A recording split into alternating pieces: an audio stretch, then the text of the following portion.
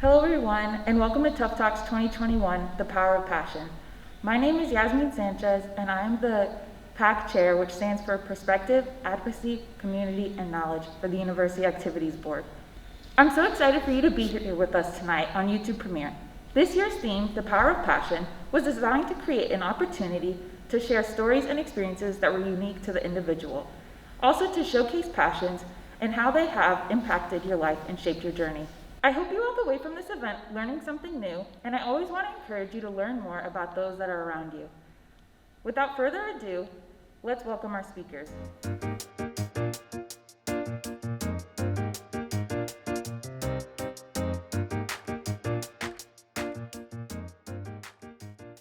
Hi, my name is Caroline Heater, and today I'm going to be speaking about my weight loss experience. I have always thought that the doctor's office is a terrible place to go. Not because of the threat of throat swabs or finger pricking or even shots. No, those didn't bother me. There was a small moment at the beginning of every doctor's visit that activated my anxiety and consumed my thoughts for days before the appointment. It always came right after the measurement of my height.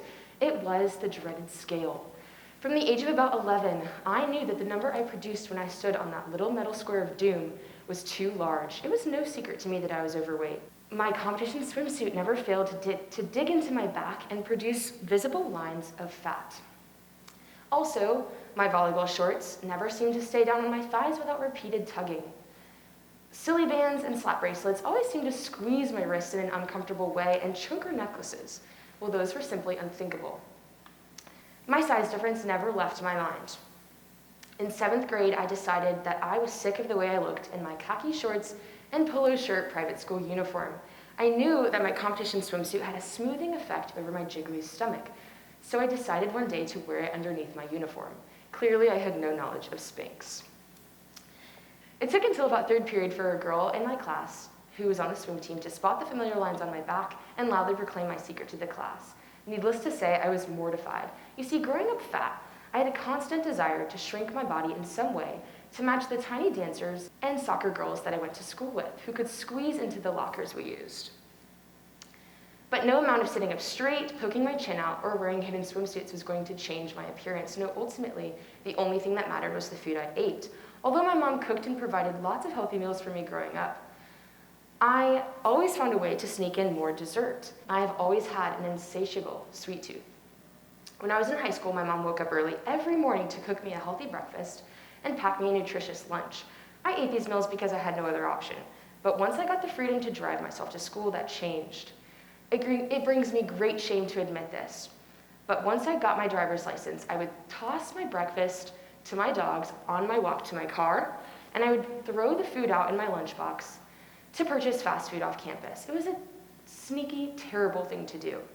My mom was only trying to help me make healthy choices, but I did not care. I simply followed the cravings of my taste buds. They did not want carrots, oatmeal, or egg salad sandwiches. They wanted McDonald's, Wendy's Cookout, Chick-fil-A, Krispy Kreme, and all the other restaurants with little to no healthy options. Eventually, I started to pick up fast food after school as well, which left me with no appetite for my mom's home-cooked dinners. I didn't learn about this until 2 years later, but one day during my junior year of high school, my mom searched my car and found tons and tons of crumpled up fast food receipts. She called my older sister in tears. She was so worried that I wasn't getting the nutrients that I needed, and was at a loss for how to help me, how to stop my fast food addiction and slow my exponential weight gain. You see, my mom had no way of monitoring everything I ate as a 16-year-old, and even if she could have, I would have rebelled. You see, there comes a point in our lives when we must decide for ourselves whether we want to take care of our bodies the way we have been taught to, with a balanced diet and regular exercise, or if we want to hurt our bodies with junk food and inactivity. I was making all of the wrong choices. Senior year, I decided that nothing mattered. I was indifferent and apathetic towards everyone and everything. I hated myself, and it reflected in my relationships with my family, my friends, and my teachers. Once my college applications were in, I did little to no schoolwork, and I continued my fast food connoisseurship. I put off my senior portraits until December, and as we approached the location to meet the photographer, I began to cry. I hated being photographed, and I knew that the photos were not going to turn out the way I wanted them to. And I was right. To my mother's dismay, I did not want any of these photos printed or sent anywhere. At the start of my freshman year of high school, I weighed 180 pounds. I steadily gained weight over the next 4 years, and at graduation, I weighed 245 pounds. I was not ready for college. Once I got to college, I discovered something unfortunate. Although I was very large and took up a lot of space, I felt socially invisible. However, I did get into a relationship with this guy in my engineering class, and I joined an a cappella group and made some friends in that. I was still very lonely. I was eating terribly still with lots of fast food. I frequented Hill Library not for studying, but for the Chick-fil-A underneath. I will never forget the moment that I decided I was fed up with being fat. My siblings and I went to a UNC Chapel Hill basketball game on December 30th, 2019, and as we were driving home afterwards, I could not stop thinking about how much of my stomach was rolling over my belt and how much of the back seat of my sister's tight Honda Fit that I was taking up. I texted my friend, who we'll call Bailey, that I couldn't do this anymore, and I knew right then that I was ready to change. Almost all fat people at some point in their lives have decided that they were going to lose weight, and about 2 weeks later, they gave up. I had attempted weight loss at least 5 times before December 30th, 2019. None of these attempts were successful. It's hard for me to pinpoint exactly what made this time around feel different, but I knew in my heart that I meant the words I was telling myself. I am not stuck like this forever. I can change my life. I did not tell anyone except Bailey for fear that I would fail and let people down. But a plan was developing. My first step was conquering my fear of the scary scale. The day after the basketball game, I stepped onto the scale for the first time in 3 years, 255 pounds.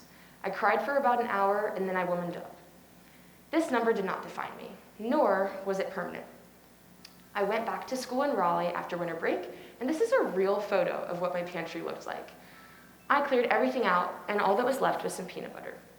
I went to the grocery store, I bought eggs, fruits, vegetables, whole wheat bread, oatmeal, carrots, and turkey. I had no idea what I was doing for the most part, but I knew that I was not going to let myself eat fast food, dessert, soda, or dairy.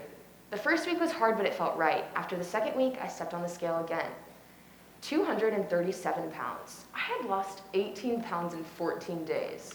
I was incredulous. How could it be true? I looked it up, and apparently this is normal. Sometimes people lose a lot of weight very quickly if they do a complete 180 in their habits, depending on how poor the previous lifestyle was. I continued on with my diet, and after another 2 weeks, I stepped on the scale again, 235 pounds.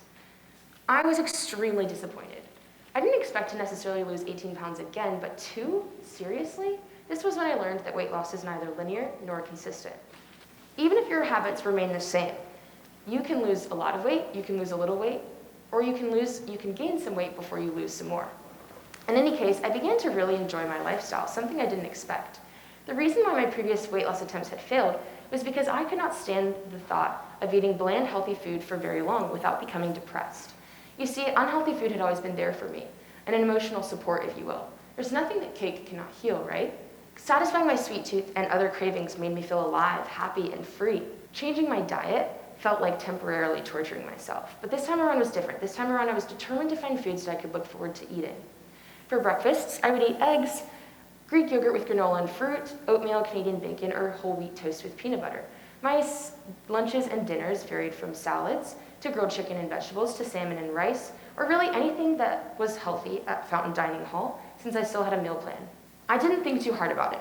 I didn't track my calories, I didn't track my portions. All I did was write down every single thing that I ate every single day on the Notes app in my iPhone. I also made sure to wait in between meals to allow my hunger to build. Therefore, I would be excited to eat just about anything. This was all it took for me. At first, I had a pretty hard time resisting cravings for junk food and fast food. But after about week 3, my body adapted, and it became much easier to refrain from cheating. When you lose weight, you aim for what is called a calorie deficit, which is simply just consuming fewer calories than you burn.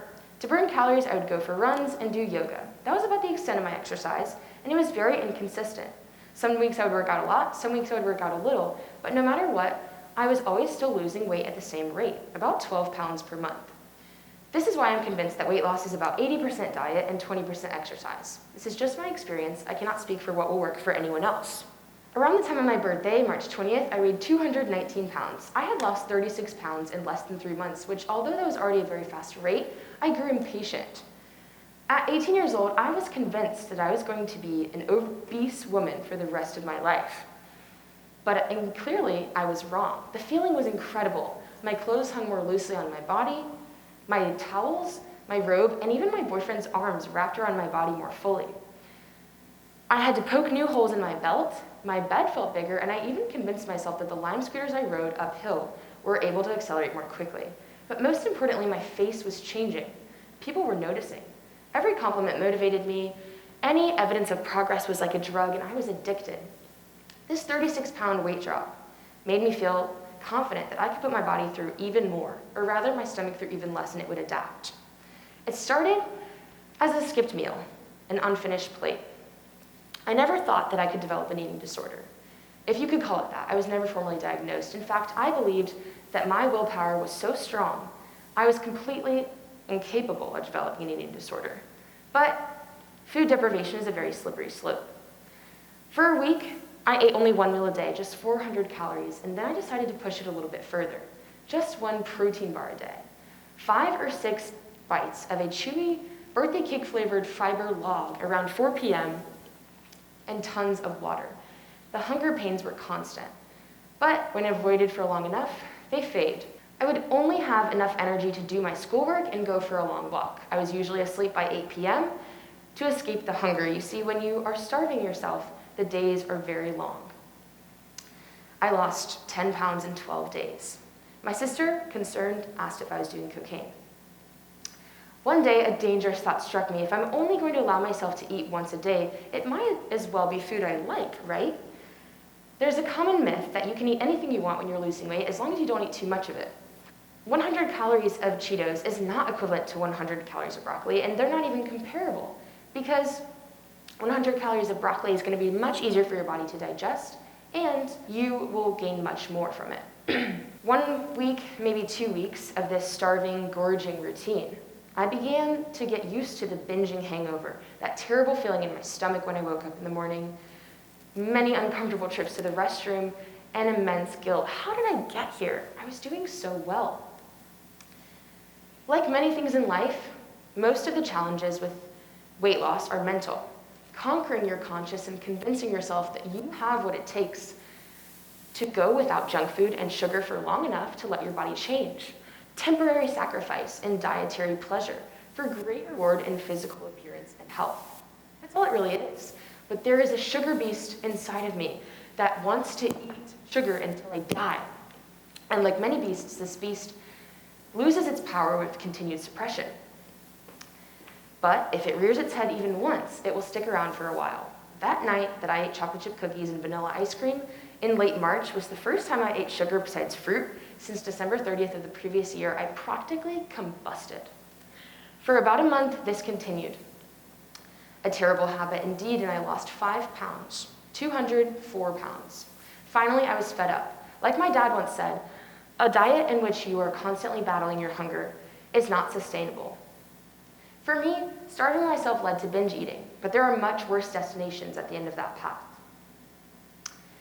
You must fuel your body with food.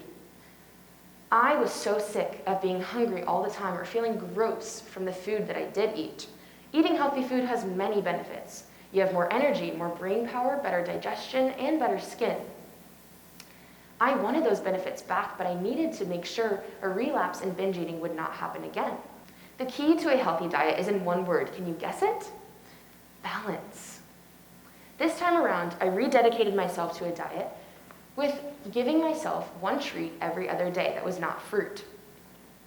My inner sugar beast was no longer in solitary confinement. She was on parole. I also began to work out much more consistently. This worked for me, and I lost 24 pounds in 3 months. By summertime, I looked like a new person. My sister offered to take photos of me, and they turned out amazing. I consider these my redemption senior photos, and we printed them.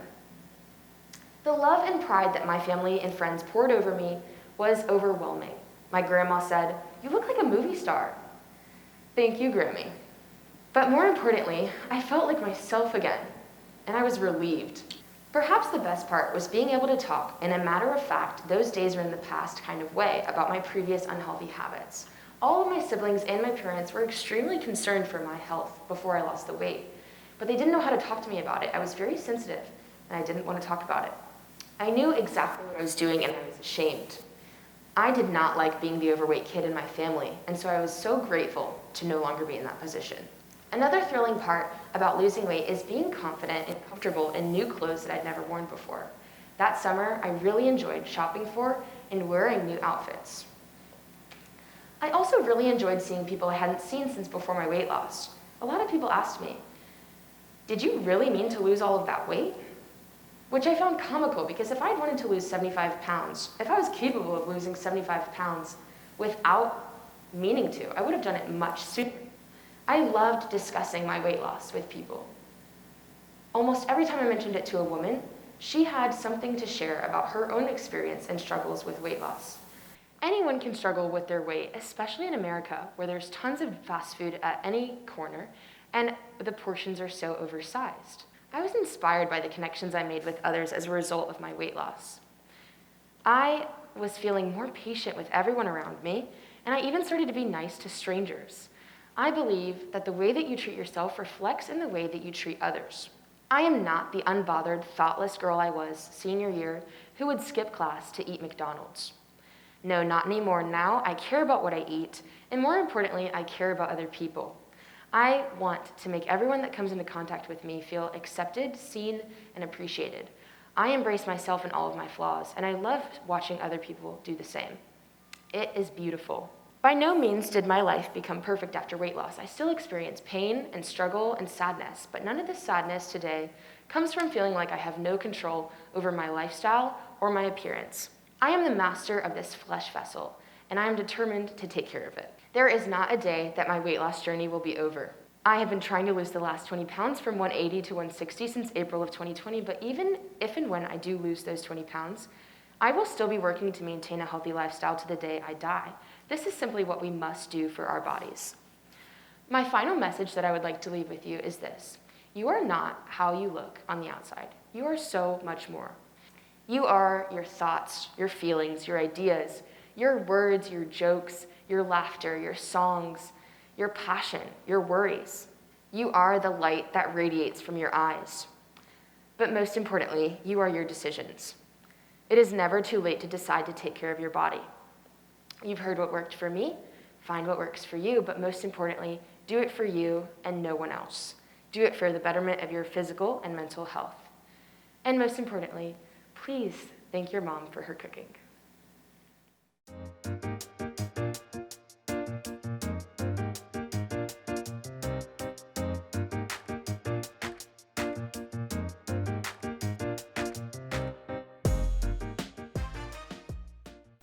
Hello everyone, my name is Daryl Smith. I am from Durham, North Carolina, and this is my single story. I, like many people on earth, have a story to share. The importance of a single story is that my story will be different than everyone else's. I have had the opportunity to excel through college the past 6 years, despite the odds of my life. As a child, I grew up in an impoverished, middle-class family. The environment that I lived in came with different social norms that guided me through my life. I encountered different scenarios daily that taught me to overcome things. As a youth, I was exposed to a lot of sports and other extracurricular activities. I was able to do this with the help of my parents, family members, and coaches. Being able to play sports as a child helped shape my mind around teamwork when there's a common goal. Here in my final semester, I share a single story of my experiences as a college student. Here's me not long ago as a child, where I always found that education is the way. Many times there are different stereotypes, narratives, and also things that can prevent you from getting an education. But many people don't see the importance of education. I was able to find sports, extracurricular activities, and also through this journey, I met a special teammate. HBCU versus the PWI experience. What is the cost of education? The cost of an education is nothing more than sacrifice. All humans have taken on the challenge of getting an education. have made sacrifices. The sacrifices for an education can come in many different forms, and there are narratives to everything.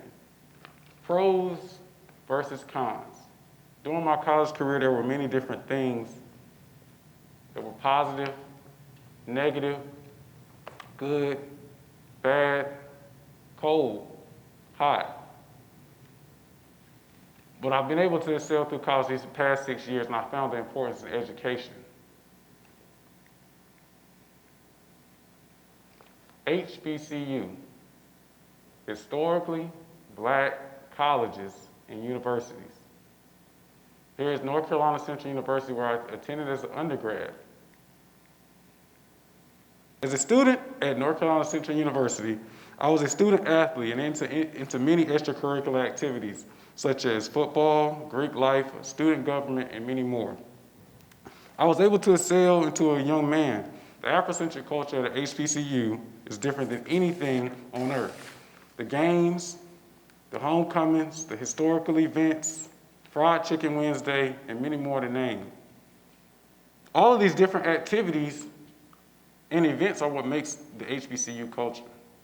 Allowing for students to be a part of HBCUs to connect, understanding the disadvantages of the past, and following the footsteps of leaders and becoming the leaders of tomorrow. An HBCU experience gives a student the tools and skills necessary for life. Diversity. At North Carolina Central, there were many different cultures, many different people, and many different activities that allowed for diversity to happen. Everyone had a different culture, a different background, but they were able to become diverse together. The most important thing for North Carolina Central was service, not to mention the 240 credit hours that I needed to graduate. But the good thing about these community service hours that I served, I was able to help the people of my community in Durham, North Carolina, which was more inspiring than anything. Cons. Vulnerability. There are different things that each and every student faces during college. At an HBCU, each student has a form of vulnerability because they understand where they come from. They know the different things that they have witnessed within their cultures, families, and also being at the university themselves. There's an issue also with cultural identity. Many times students have to find a way to make themselves stand out, because there are many people that look exactly like they do. Being among people of your own, you have to find a way to stand out and be better. And that's why education has been so beneficial for me myself. I've seen many people find a way to share their race in different ways and share their culture in different ways. But again, being among so many people of your own is very difficult to find a cultural identity sometimes. Financial burden. Many students have different financial burdens that are out of their control. This is because of their families, friends, decisions, and also the cost of college. But again, they're taking the sacrifice and going to an HBCU. They're getting the best of both worlds by gaining knowledge in their culture and also gaining a degree that will push them forward in life. As a student at North Carolina State University, I couldn't have come to a better predominantly white institution. Why is that? That is because I have been challenged and rewarded. NC State has a different feeling because of the educational focus and drive of the professors, staff, students, and campus organizations. The enriched curriculum that NC State provides has allowed for me to thrive and become more as a scholar and an individual, such as being a part of different organizations, participating in events and classroom discussion. The conversations and networking among NC State students, staff, alumni, and more is impactful for students like me. Pros. A predominantly white institution, PWI. Some of the pros here at North Carolina State University is educational freedom. Being a part of the MALS program, I've been able to attend the classes of my interest and excel in them. The educational freedom here allows for students to find their niche, become better in their craft, and also educate themselves on the things that interest them. I appreciate this because this is very important as we go into the future. NC State University is extremely resourceful. This is very beneficial as there are many different things that students have the chance and opportunity to see. I would like to lastly thank the faculty as professors, staff members have found a way to ensure that students have the opportunity to express their interests, goals, and also educate themselves on the things of their interests. Faculty has always, and especially the professors that I have had, have committed to ensuring that people and students are aware of the different things that we face here in North Carolina and beyond. Cons. Microaggressions. Many stereotypes are here at NC State. While I haven't witnessed any or experienced any, there are stereotypes there are different microaggressions that prevent students or even staff sometimes from wanting to commit to the universal cultural awareness. The universal cultural awareness here is here. NC State has the students, faculty, professors, and people to ensure that there is a universal cultural awareness. If I can give a story, I remember coming into NC State on my first orientation, and I walked into the room and I had never seen so much diversity in my life. Seeing this, I knew that there was the opportunity for NC State to have different groups, organizations, and opportunities for all people. And lastly, more scholastic minority groups. This is important to diversity and continuing diversity, because there are many different cultures, people, staff members, and interests here at NC State. More minority scholastic groups will allow for people to come together and create social innovation to make impactful change. In all, what does it cost for an education? It is a sacrifice of time. In today's world, we don't realize that we have more time than we accept. There's a challenge of controlling time and patience. For example, myself, I wanted to be an NBA player or NFL player to have money, improve my time on earth. But through educating myself, I further realized that I have the same opportunity and better to improve my time on earth. Timeline. June 2015, I graduated from Southern Durham High School, where I shortly attended North Carolina A&T shortly after. After a year at North Carolina A&T, in my fall semester, there were many different hardships that I had to face. October 2015, I found out that I would be becoming a father at 18 years old. At this time, I was very unsure on what I was going to do, how I would survive, how I would be a father, many different things that I thought about. 45 days later, December 18th at 3:11 p.m., I got a text message that my mother died from cancer.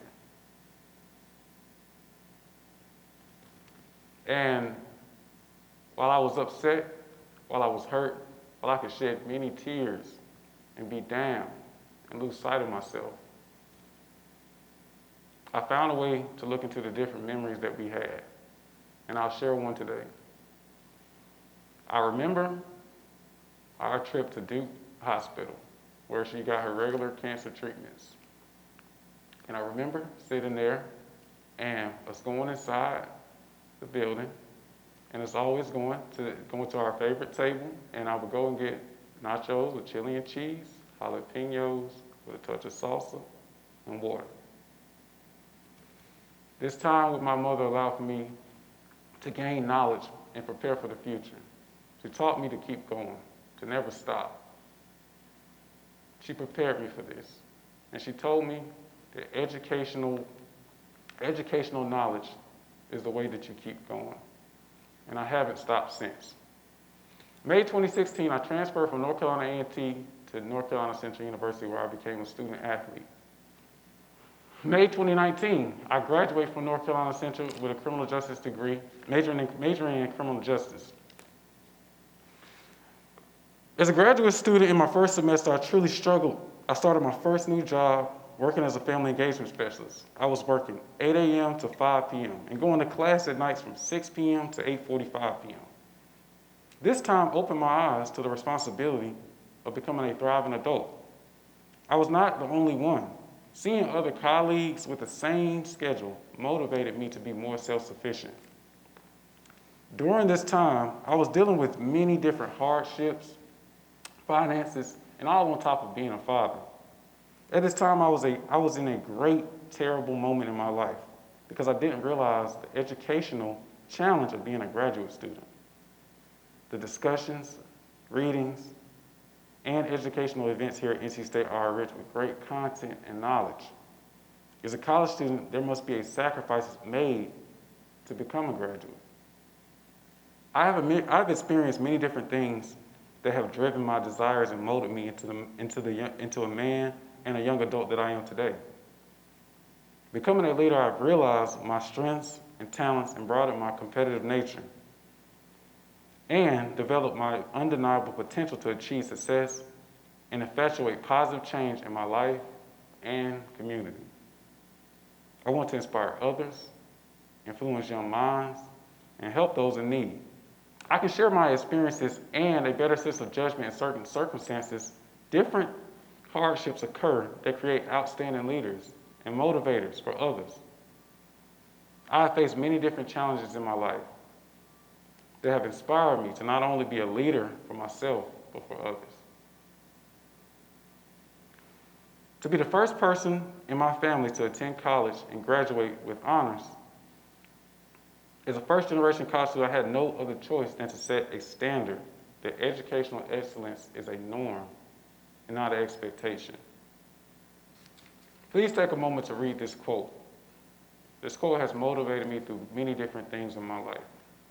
Here is my first journey through college as a first-generation college student. Here, I was able to excel, learn different things, and most importantly, become a first-generation college graduate. In conclusion, my work in the community, particularly with youth and giving back to less fortunate, has given me insight into social justice issues that people face in our communities daily. I feel that serving the community to restore and uplift individuals to better is essential to the growth of any society. I have faced adverse situations in my life, but I have stayed the course, and making the choice to be a leader every day has been a challenge. But a great motivation for me is that to be a leader that someone can look up to and be called upon, hardships are not what makes someone. What makes someone are the things that you do after the hardships that come to you. Here are my future goals. Firstly, this May, I would like to graduate from North Carolina State University. I'm going to devote myself to continue researching and finding different things in my own interests, because that is what's most important, is finding the things that benefit you the most. And lastly, I want to motivate others. I want to motivate people to not only become a college graduate, but to help others, and to also take the time to realize that we are all together. And we have to motivate each other. And we have to create impactful change. Please take a moment to read this poem. And I would like for you all to think about your friends, family, classmates, parents, professors, coaches, people in the community, NC State University.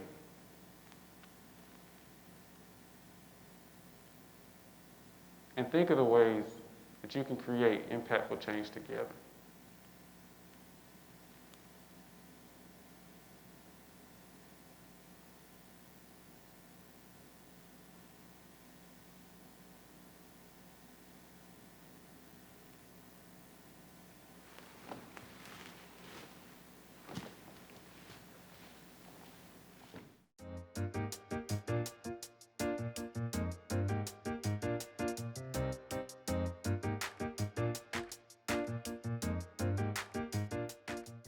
Right now, you are working on your it.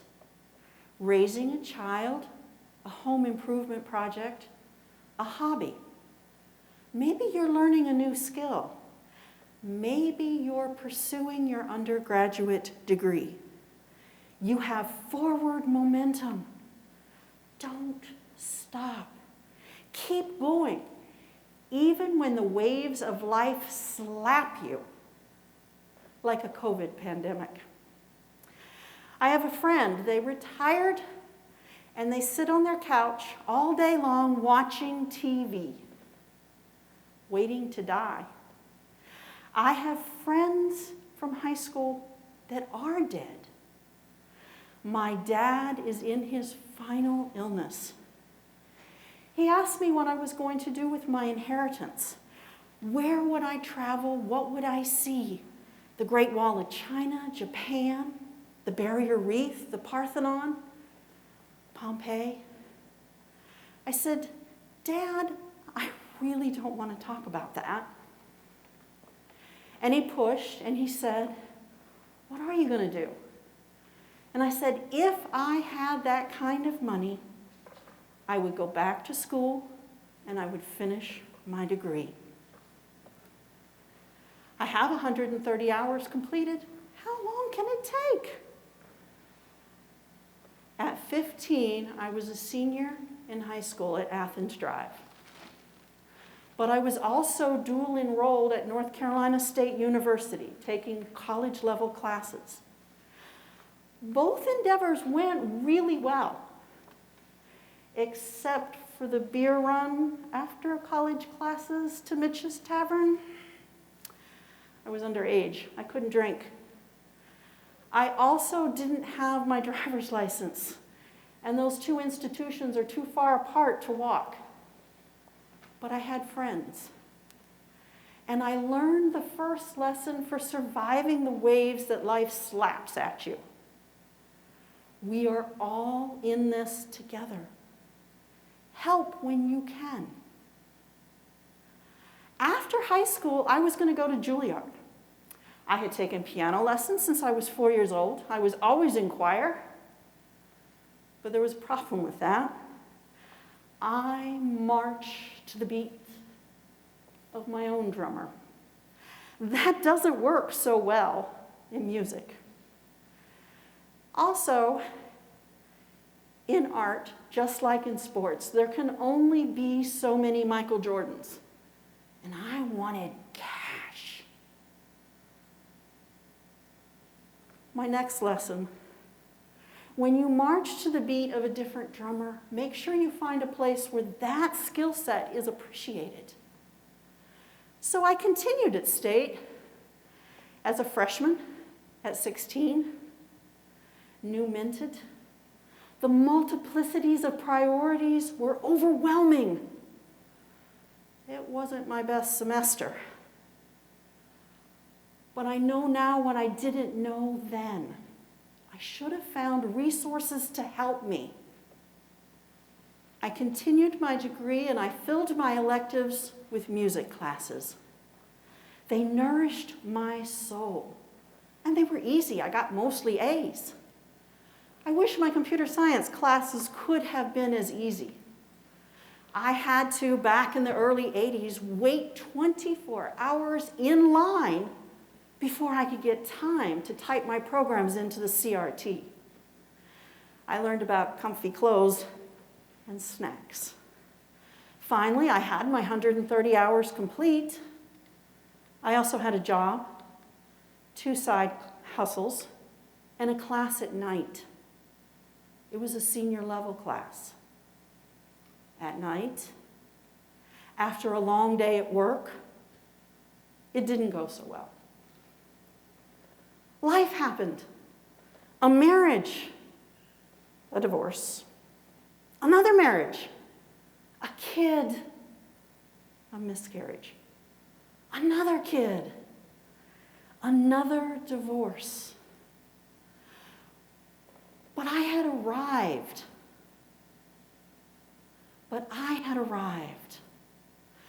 I worked for a serious technology company with only 3 letters in its name. I had a career. I had a responsible position. My children and I lived in the house that I designed and had built. Bellicor, it means beautiful heart. And better than 2 cats in the yard, we have 3 cats in the house. Life moves on.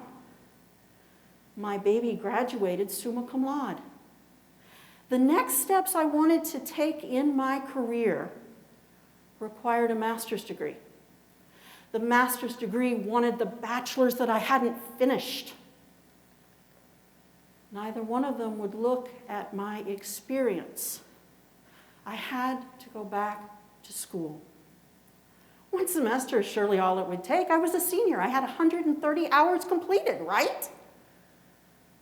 Well, it turns out technology has moved on since the 80s. You know, that was several decades ago. And you're not actually a senior anymore. You're a sophomore. And you have to take Java programming. I feel about programming the way Robin Williams felt about Mork from Ork. I'm all grown up now. I don't have to do that anymore. Robin went on and did many great things. Hopefully I had gone on and could do many great things. But there was something in those jobs that I was looking for that I also didn't have besides the master's, and that was the Python programming language. While I was searching for a degree path, I went ahead and took one.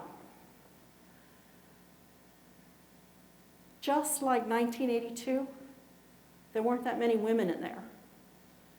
Where are my sister programmers? Decades have gone by. But I did get 106 in the class out of 100. I am an internationally decorated programmer. But that brought me to another path that I had to find, and that was finding a Bachelor of Science in Science, Technology, and Society with a concentration in music in the College of Humanities and Social Sciences.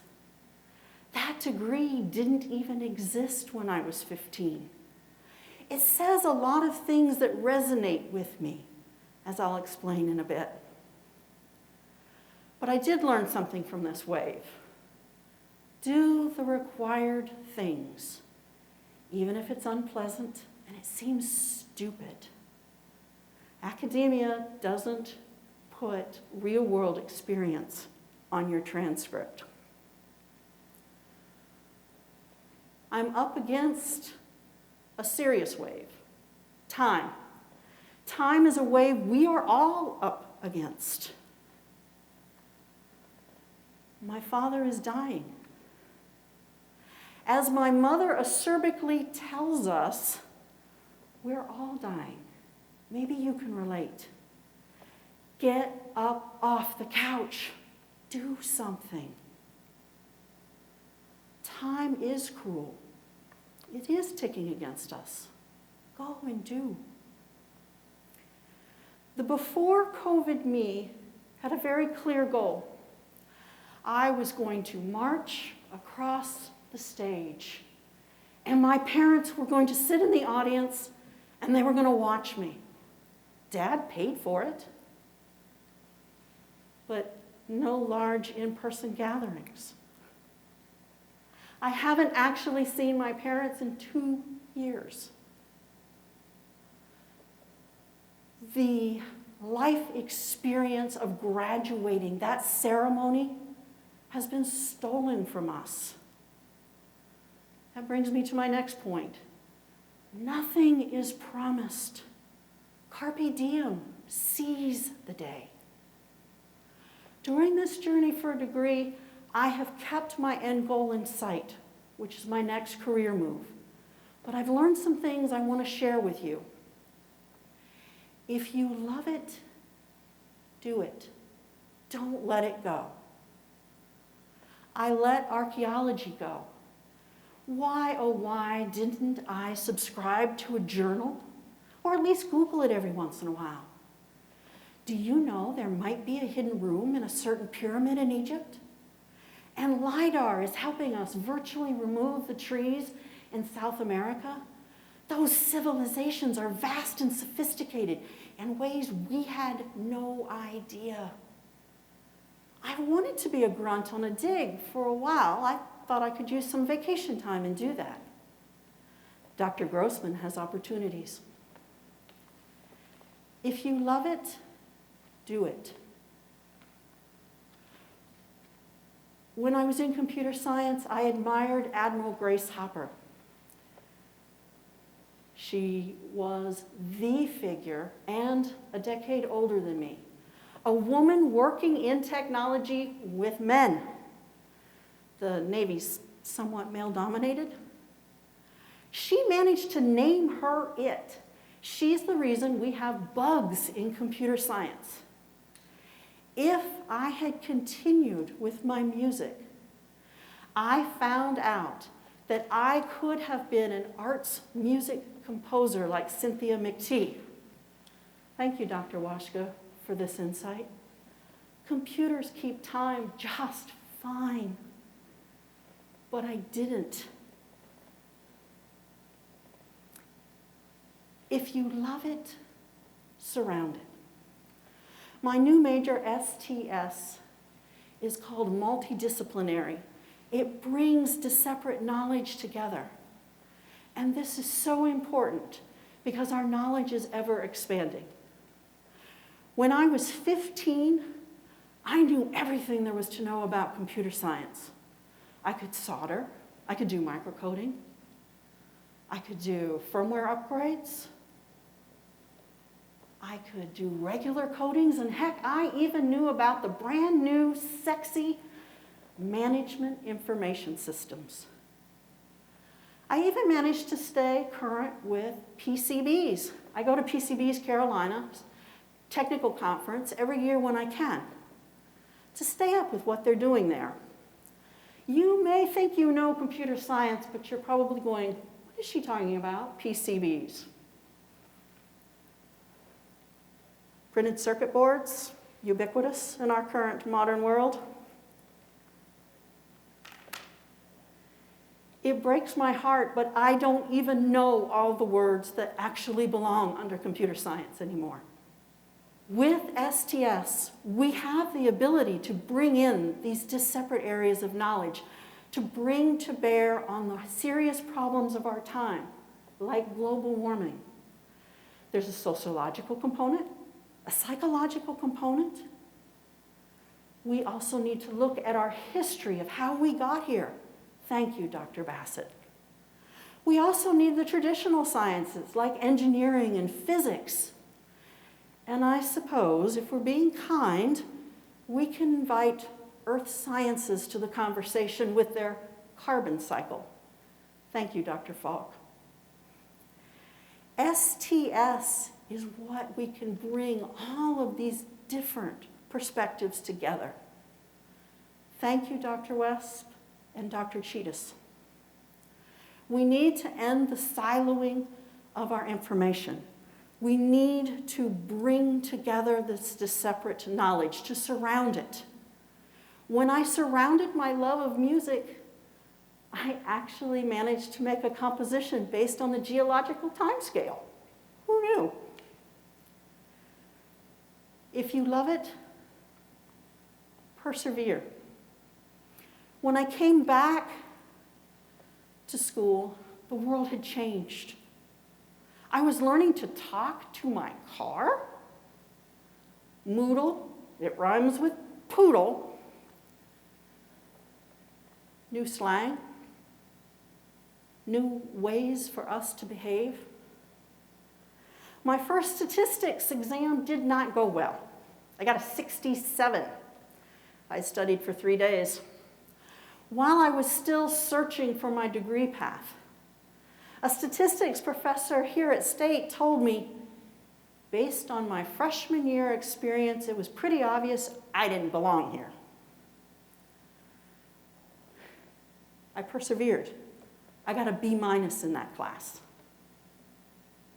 Persevere, keep at it. My class ring has letters in it that stand for, nevertheless, she persisted. And the years from 1982 until 2021, when I graduate this May, keep going. We're all exposed to some sorts of bias that tell us we can't do it. When I came back, "You're too old," is not actually one that was said to me. But remember my Python class? My sister programmers that were absent? Yeah, that one's still there. Keep on going. We'll work on it.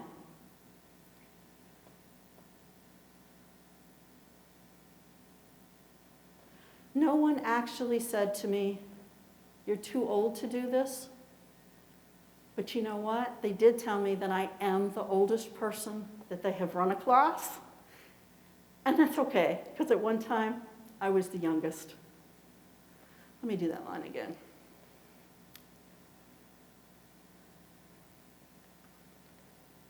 No one's actually told me, "You're too old to make this journey." I am one of the oldest students most of them have ever seen. But that's okay. I was the youngest once, too. If you love it, love it. In America, we are so invested in time and motion studies. If you do just one thing over and over and over and over, you'll get really good at it and really fast at it. But you know what? You're not going to love it. You're going to dry up, and you're not going to be able to see the horizon. Love what you're doing. My name is Susan Francois. At 55 in May of 21, I will graduate with a Bachelor of Science. Don't stop. And if you did, go back and continue. We need you to take the journey of embracing your it, of making it happen. Help us fix our world problems by engaging. Thank you.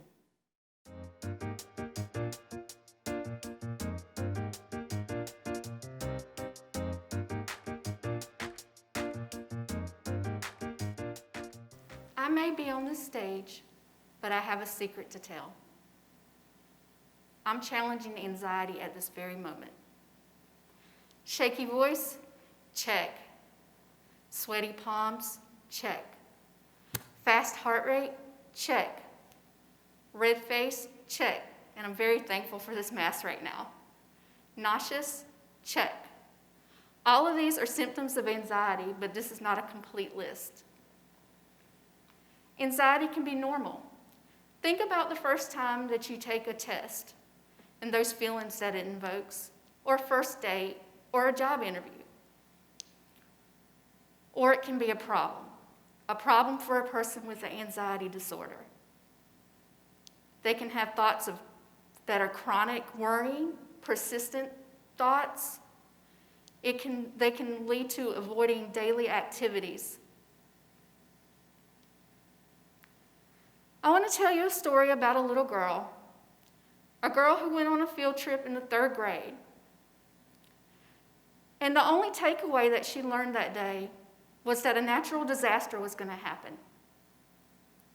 She couldn't understand why her friends on the way back to school were laughing. Didn't they know that something bad was going to happen? And what about the news? If her parents were watching the news that night, she knew that she would have a stomach ache. She also knew that it would lead to her not sleeping, and she would go to school exhausted the next day. And the reason why is because she thought this meant that the bad people were outside, and they were just waiting for her to step out the door. And a little rain for her, that meant a tornado was coming, and that's all she could think about. So she wasn't going to sleep that night, and she would go to school exhausted, wishing that she could not be afraid anymore. And what about school? When it came to college, she wanted to be a therapist. But there was no way that was possible because sitting one-on-one in front of somebody was just too scary. And forget about vacations, fun getaways. How could she do that? She might get lost. She might have a flat tire. And she would look at family and friends and strangers as they enjoyed amusement parks, and they would enjoy water slides, and she would be so jealous. But she couldn't do that. They were too fast, too high, and you can die. So why did I start challenging my anxiety? The first reason is my son. My son has an anxiety disorder too. And I wanted to show him that I would not let anxiety hold me back, and he shouldn't let it hold him back. And I was tired of not having fun, missed opportunities, not being able to go places. And then there's my mom, rest in peace. She was my best friend, and she always knew that I would be able to overcome my anxiety one day. And frankly, I was just tired of being tired. It was exhausting. Has it been easy? No, it has not been easy at all. But I have thought of some helpful techniques and have learned them with the help of therapy. One of those techniques is positive self-talk. Another is YouTube meditation videos. And there's a lot of good ones for people with anxiety, beginner videos. Another is I like to create a story. I used to have a negative story, like if I get on this Ferris wheel, it's going to malfunction, and I'm going to plunge to my death. But I try not to think like that anymore. Now I come up with a positive story. One of those positive stories is if I was to get on this Ferris wheel, my son's going to join me, we're going to have a lot of fun, and then we'll create a special memory. Not all of these interventions have I tried, but a good many I have, but I've learned from others, and I think that they're very beneficial. This is what I like to say, nope, not today, when I challenge my anxiety and I win.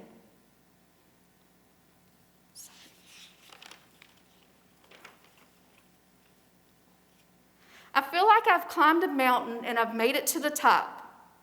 I'm also mindful that it's okay if my anxiety wins that day, because I can start over tomorrow. Thank you for my husband for creating this design and many others today.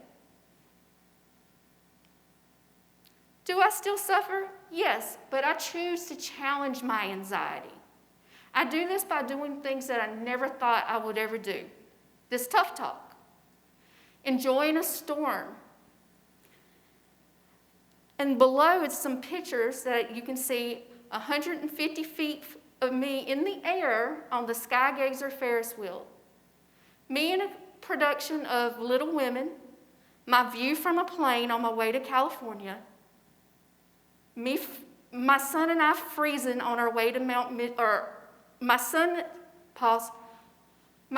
and I freezing as we're visiting Mount Mitchell, and me going down a water slide.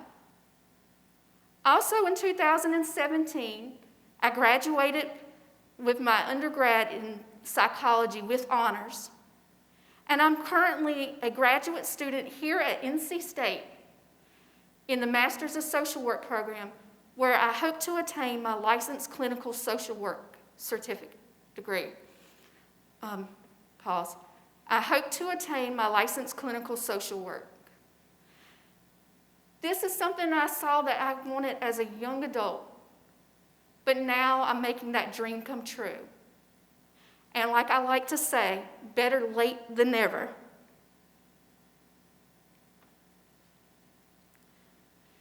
In the US alone, 40 million people suffer with anxiety. So I'm in very good company. But I like to say, anxiety does not go with my outfit. My name is Jessica Williford. Thank you very much. Thank you to all of our speakers, and thank you for tuning in. Please visit go.ncsu.edu/TUFFTalks for more information on events that we will be hosting throughout the rest of the week. This includes our keynote, Bree Newsome, tomorrow night at 6:30, and also slam poetry and a public speaking workshop on Thursday.